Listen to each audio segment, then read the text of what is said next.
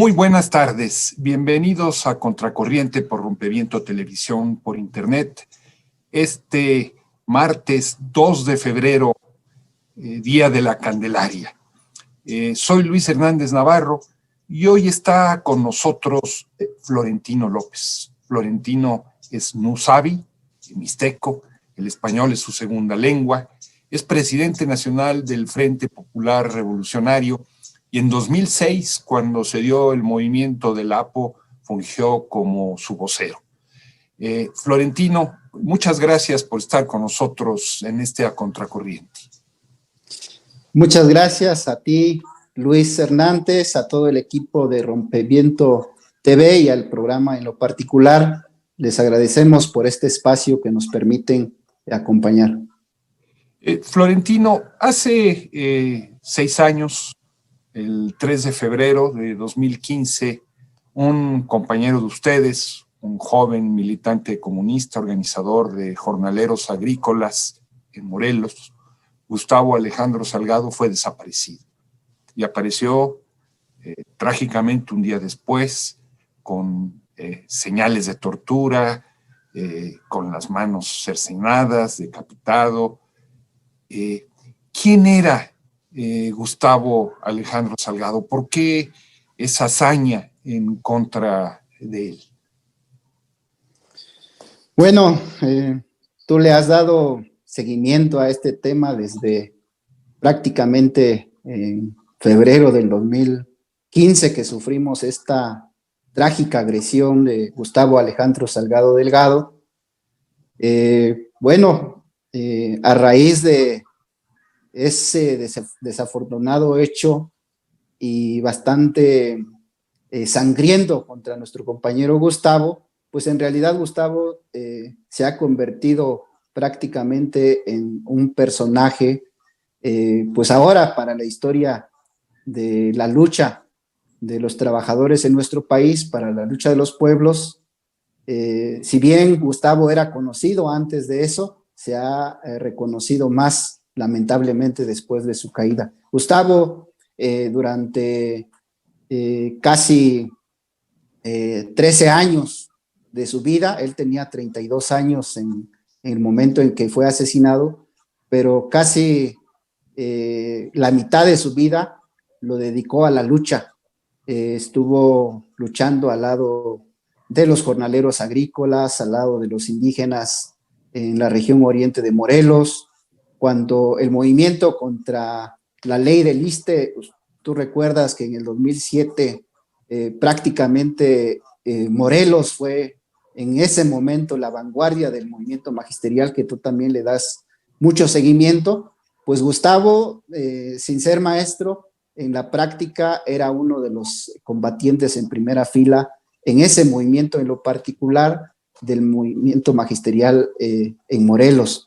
De igual manera, bueno, desde muy joven, Gustavo también fue parte organizador de la lucha estudiantil en la Universidad Autónoma del Estado de Morelos, donde él estudió también en las filas universitarias, organizador de eventos internacionales. Yo de hecho lo conocí en el 2003 cuando estábamos preparando el 19º Campamento Internacional de la Juventud Antifascista y Antiimperialista, con el que contamos con representantes de jóvenes de 16 países aquí en la UNAM.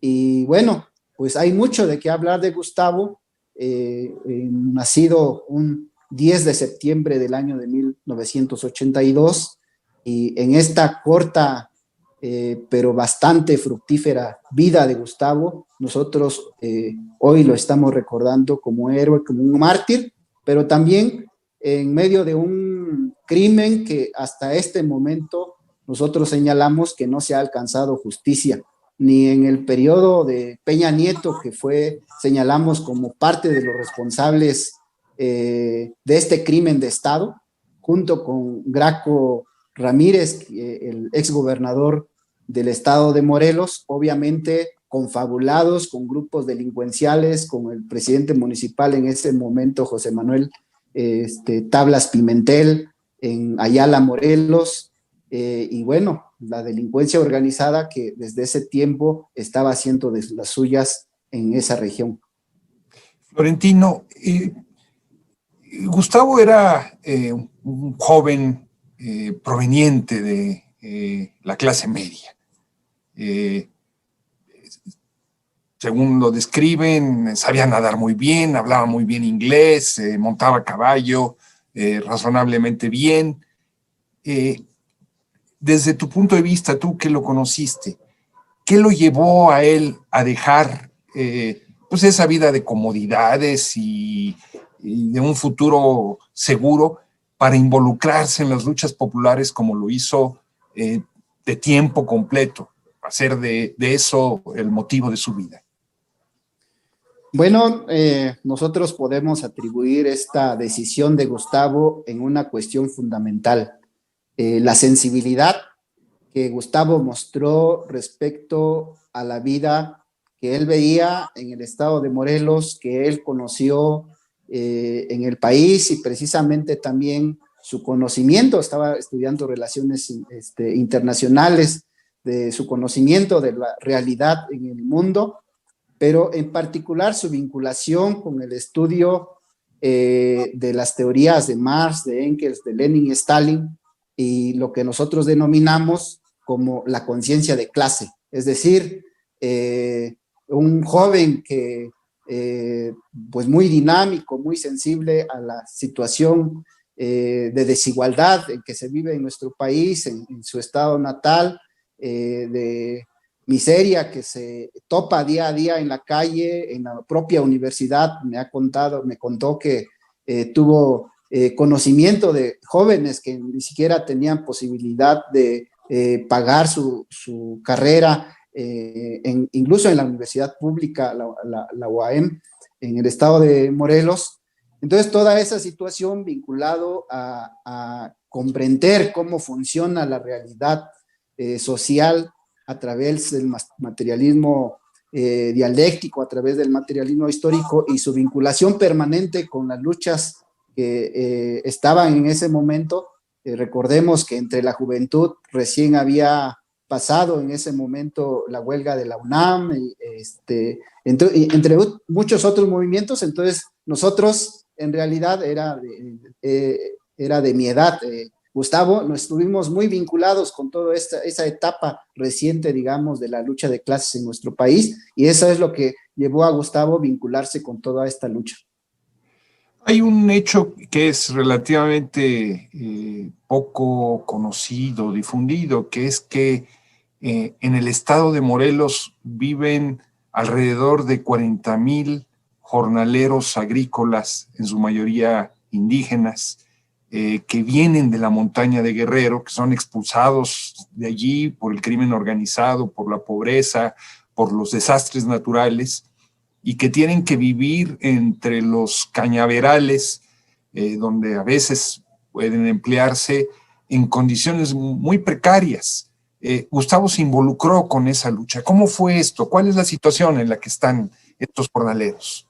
Sí, de hecho, el oriente de Morelos, particularmente la región de Cuautla, es un atractivo, digamos, de la fuerza de trabajo, digamos, más de los sectores más pobres, no solo de la montaña de Guerrero. Por ejemplo, mi propio padre trabajó en los años 80 en esos campos de caña, en el estado de Morelos, o en el corte de ejote, o en varios cultivos que se siembran en esa región, por también la cuenca importante del río de Cuautla.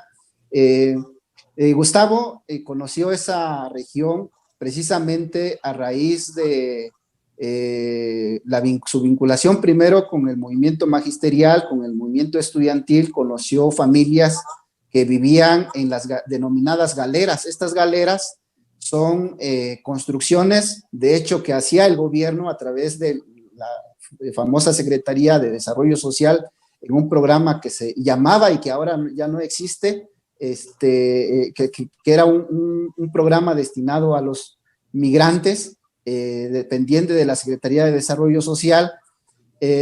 el gobierno le construye galeras a los caciques de la región para que ellos ahí puedan tener prácticamente pues acuartelados a los jornaleros agrícolas, y el problema se fue creciendo porque tú sabes por ahí entre el 2011 y 2013 el huracán o los huracanes azotaron fuertemente la región de la montaña y la costa chica de Guerrero, y todo el litoral, digamos, del sureste del país, y las familias llegaban en temporadas de corte. Sin embargo, a partir de esas fechas donde el huracán Paulina, huracán Manuel, estos huracanes golpearon, pues las familias perdieron todo en esa región y decidieron quedarse permanentemente en las galeras, de los cuales estaban siendo desalojados por la Confederación Nacional Campesina, la organización priista que controla también, junto con los caciques, esas galeras.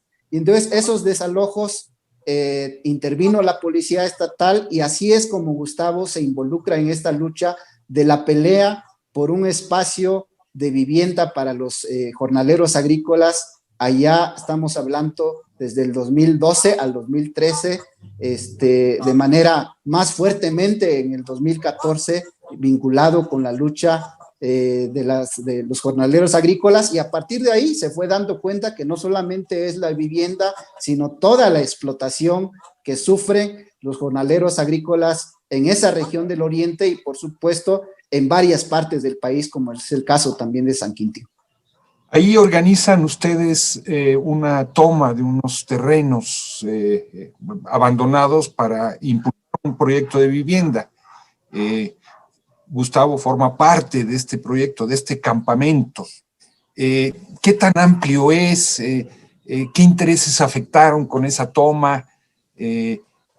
¿A quién finalmente le hacía daño que tuvieran un lugar donde vivir la gente que estaba trabajando y produciendo la riqueza en esa región del estado de Morelos?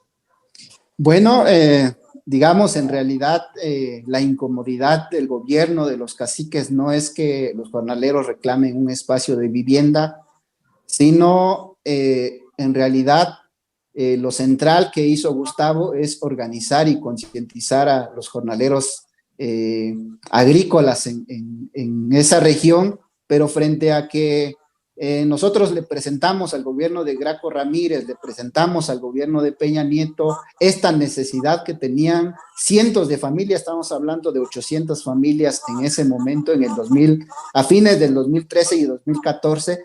Sin embargo, pasaron los meses, estas familias prácticamente no podían regresar, habían perdido todo en la montaña de Guerrero, no podían regresar a sus lugares de origen, estaban prácticamente viviendo en la calle, literalmente muchos de ellos en esa región. Entonces, frente a la falta de respuesta de parte del gobierno federal y del gobierno de Graco Ramírez, se hizo la ocupación de un predio abandonado que, según hemos investigado, también viene de un fraude. Imagínate, Luis, un terreno de 12 hectáreas que tiene un valor catastral, o tenía en ese tiempo un valor catastral de 18 millones de pesos, tenía un doble crédito que sumaban, crédito hipotecario que sumaban 500 millones de pesos. Entonces, imagínate, ese terreno sobre las que ahora está la comunidad proletaria Gustavo Salgado Delgado, es producto de un fraude también en el que nosotros nos dimos cuenta que el propio gobierno estaba metido, los bancos incluso, HBC es uno de los bancos que prestó, digamos, ¿no? Tú sabes las reglas que tienen los bancos, que no pueden prestar, digamos, hacer un préstamo tan grande y menos préstamos sobre un bien que ya está hipotecado. Entonces, todo eso nos parece que ese terreno prácticamente era producto de un fraude. Una empresa constructora hizo 100 habitaciones, esos huevitos de pues menos de 40 metros cuadrados de construcción, dejó abandonado, pero en realidad ahí el negocio nosotros pensamos que va más allá, con altos mandos de la propia delincuencia que están vinculados con el gobierno y los bancos.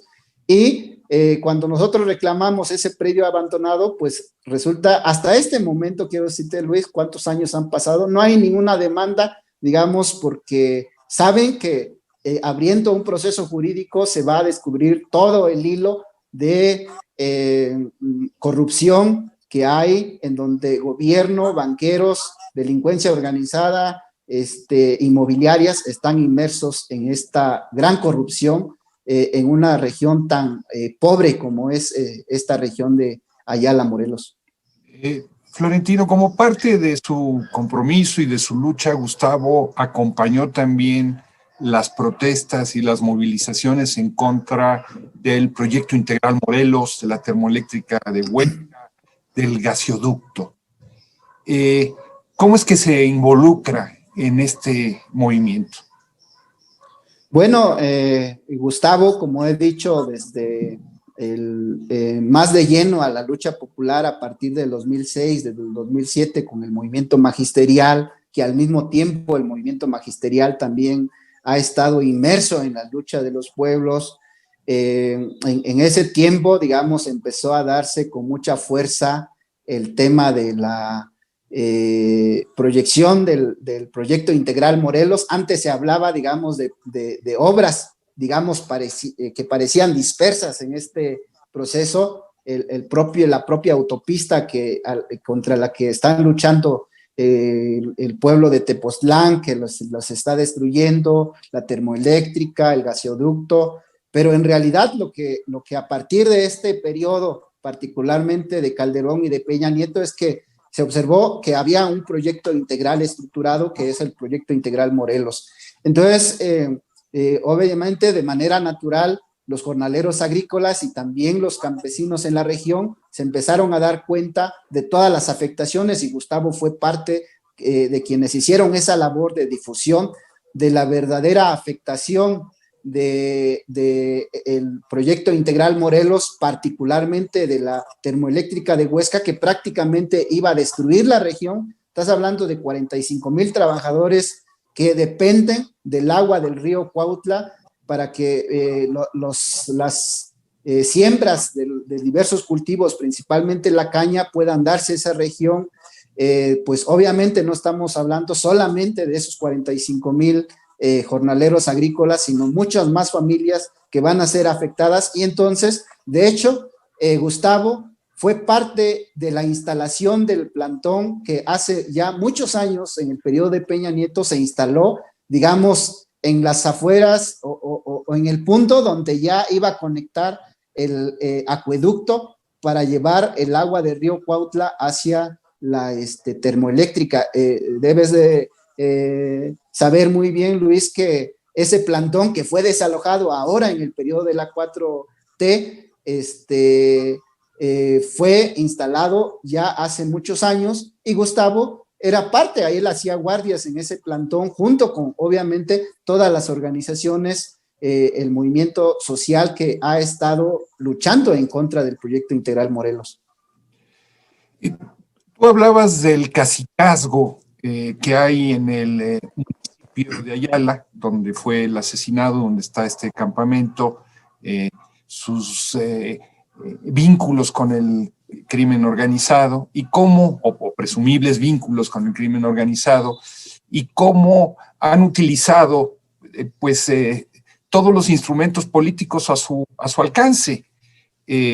Han sido priistas cuando han tenido que ser priistas, han participado con Nueva Alianza cuando necesitaban una Nueva Alianza, y hoy, curiosamente, este cacicazgo aparece aliado a la Cuarta Transformación. ¿Cómo explicarnos eso? Nosotros estamos muy claros de que los cacicazgos en varias partes del país, pero que es un prototipo este tema de Ayala, Morelos. Es un prototipo porque el tío del actual presidente, José Manuel Tablas, que está señalado como autor intelectual del asesinato de Gustavo, era presidente municipal del PAN en ese momento, pero era aliado de Graco Ramírez, que era del PRD en ese momento. y obviamente operaba para instaurar el proyecto Integral Morelos desde todo ese tiempo. Cuando llega, termina su periodo como presidente municipal, José Manuel Tablas Pimentel se va a diputado local, coordina el Congreso local, pero ahora como títere directamente de Graco Ramírez, pasándose al PRD. Sin embargo, otros miembros de su familia, ahora el Junior, como es conocido, el actual presidente municipal, que es sobrino de José Manuel Tablas Pimentel, llega a la presidencia municipal por Nueva Alianza, el partido del Baester Gordillo, y a partir de ahí, cabe destacar que en esa región se habla de que la propia Gordillo tiene grandes propiedades, en particular en esta comunidad denominado Moyotepet, que está dentro de la demarcación de Ayala, Morelos. A través del Baester, como todos sabemos, el Baester le apuesta a su alianza y al grado de que hoy el Baester tiene el registro de su propio partido. El presidente municipal llega como ya aliado de la 4T, y bueno, pues le resulta, digamos, esta jugada porque llega también en el centenario del asesinato de Zapata, contradictoriamente. La 4T, pues, tú recuerdas que quería hacer un gran festejo que se les diluyó por la lucha social, por el proyecto Integral Morelos, por el asesinato de Samir Flores. Por el asesinato de Samir Flores, desde luego, pero en realidad este aparente festejo, nosotros sabemos que quienes estaban detrás de ello es esta familia caciquil Tablas Pimentel, que no solamente es responsable de estos crímenes como el de Gustavo, sino de tener los vínculos con la mafia en toda esa región, como tú bien lo has expresado ya en tu artículo del día de hoy en La Jornada, pero este cacicazgo se va encumbrando y ahora pues es uno de los puntales fundamentales del proyecto Integral Morelos, que dicho sea de paso, ahora es un proyecto de la 4T que ha afirmado de diferentes maneras con el asesinato mismo de Samir Flores de que este proyecto va, y ahora con la bandera de la 4T. Ustedes, Florentino, han presentado quejas en la Comisión de Derechos Humanos, demandas en la Fiscalía Local por el asesinato de Gustavo. ¿Qué ha sucedido con esas quejas, esas solicitudes o demandas de justicia? Pues lamentablemente nada, Luis, no ha sucedido nada, como si no estuvieran. De hecho, la queja que presentamos, porque no solamente estos caciques se quedaron con el asesinato de Gustavo, sino tienen amenazados de muerte a varios de nuestros compañeros. Quiero decirte que en la propia comunidad proletaria que lleva el nombre de Gustavo se ha entrometido un grupo de estos mismos caciques, encabezado por un elemento que nosotros estamos viendo muy vinculado a los grupos delincuenciales, y apenas este domingo volvieron a agredir y amenazar de muerte. Querían secuestrar a unos compañeros nuestros en esa región. Nuevamente hay otra demanda más que se presentó el día domingo pasado en la Fiscalía del Oriente de Morelos. Sin embargo, no pasa nada. Ellos incluso al mismo tiempo y conforme se acerca el aniversario de Gustavo, la Fiscalía mandó un citatorio para una de nuestras compañeras para que nos sentemos con los asesinos. Fíjate cómo actúa, a dialogar, porque ellos plantean que ahora con el sistema de justicia transicional, ahora nos quieren obligar a que nuestros compañeros que están amenazados de muerte, que se sienten a platicar con los delincuentes de la región. Entonces, bueno, como nosotros creemos que estas, particularmente las instituciones de procuración de justicia, de impartición de justicia en esta región, también están en manos de delincuenciales. Sin embargo, 4 de sus asesinos materiales están detenidos, están presos, acusados, sentenciados por 32 años, si no estoy equivocado. Así es, logramos mediante una movilización fuerte, permanente. De hecho, hubo ecos en varias partes del mundo por el asesinato de Gustavo. En ese tiempo, cuando el actual subsecretario de Derechos Humanos era senador con otro miembro del Senado, presentaron ante el Pleno del Senado un exhorto también para que se hiciera justicia, y logramos 32 años para los 4 de los 6 asesinos materiales que están claramente identificados.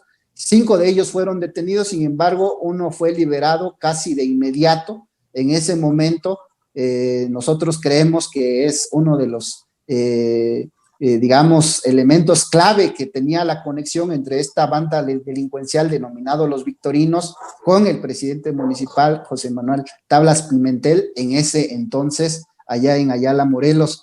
Sin embargo, hay la preocupación porque han pedido la revisión de la Suprema Corte de Justicia de la Nación de esta sentencia que ya está firme.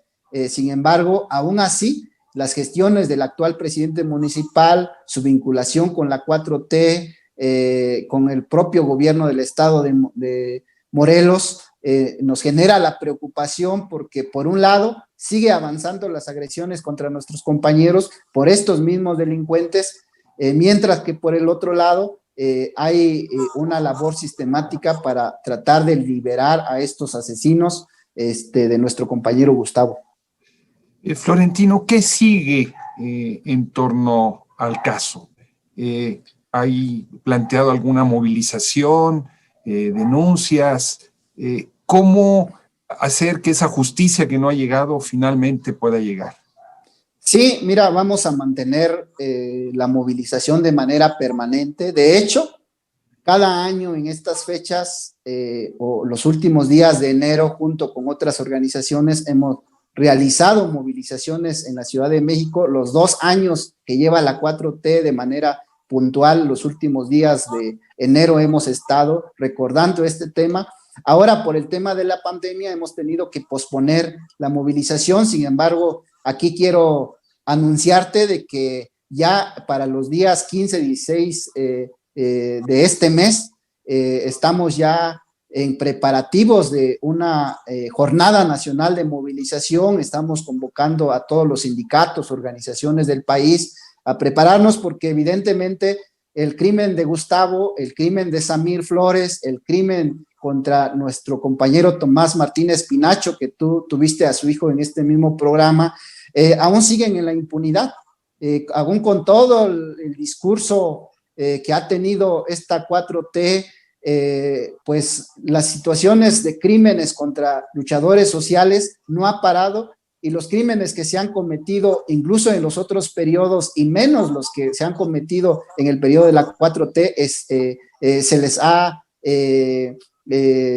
castigado a los responsables materiales y mucho menos a los responsables intelectuales, porque en su gran mayoría están ya bajo el protectorado de la 4T en el gobierno de Andrés Manuel. ¿Pero no sería eso un contrasentido? En 2 minutos, Florentino, ¿no sería eso un contrasentido? Nosotros creemos y hemos dicho que, a pesar de lo que diga este gobierno, ha perjurado y hasta ha hecho un acto, digamos, solemne de que se acabó el neoliberalismo. Pero ¿cómo se puede acabar el neoliberalismo si toda la base política, económica, social sobre la que se levantó el sistema neoliberal siguen totalmente vigentes? Si el proyecto integral Morelos sigue totalmente vigentes, si hay muchos presos políticos en el país que siguen ahí en las cárceles de esta cuarta transformación, si los crímenes contra los periodistas no están siendo aclarados en este periodo, y por el contrario, se fortalece al ejército, se fortalece a los cuerpos represivos, el caso de Ayotzinapa, el caso de Cienfuegos. Bueno, podemos hacer aquí una lista larga, pero nosotros lo que vemos es que no es un contrasentido, porque la naturaleza misma de la 4T es esa, sigue teniendo la médula del neoliberalismo en este país, y por lo tanto las organizaciones, los sindicatos, los trabajadores, la gente democrática y progresista, en este momento nos toca luchar, mantener la pelea, empujar el cambio desde abajo. No va a venir el cambio desde arriba, eso lo tenemos claro, Luis. Florentino López, muchísimas gracias por estar con nosotros en este A Contracorriente. Muchas gracias, Luis, y a todo el equipo. Un saludo. Y a ustedes, amigos, amigas, muchas gracias por su amable compañía el día de hoy. Ya saben, los esperamos el próximo martes aquí por Rompeviento Televisión por Internet. Hasta la próxima.